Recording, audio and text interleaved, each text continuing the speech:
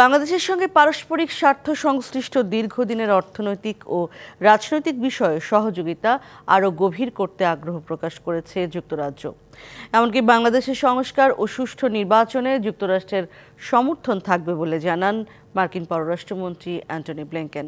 New ইয়র্কে জাতিসংঘ সাধারণ পরিষদের অধিবেশনের ফাঁকে জাতিসংঘ সদর দপ্তরে অন্তর্বর্তী সরকারের প্রধান উপদেষ্টা মোহাম্মদ ইউনূসের সঙ্গে দেখা করেন মার্কিন পররাষ্ট্রমন্ত্রী অ্যান্টনি ব্লিংকেন। প্রায় আধা ঘন্টার বৈঠকে কোন প্রেক্ষাপটে অন্তর্বর্তী সরকার দায়িত্ব নিয়েছে তা আলোচনার পাশাপাশি বাংলাদেশের সংস্কার প্রক্রিয়ায় যুক্তরাষ্ট্রের সহযোগিতা কামনা করা হয়।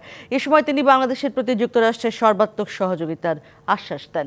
এছাড়াও বৈঠকে অর্থনৈতিক সহযোগিতা, রোহিঙ্গা সংকট সমাধান, সন্ত্রাসতম শ্রম বিষয়ক সংকট, পাচার হওয়া অর্থ পুনরুদ্ধার সহ বিভিন্ন বিষয়ে আলোচনা হয়েছে।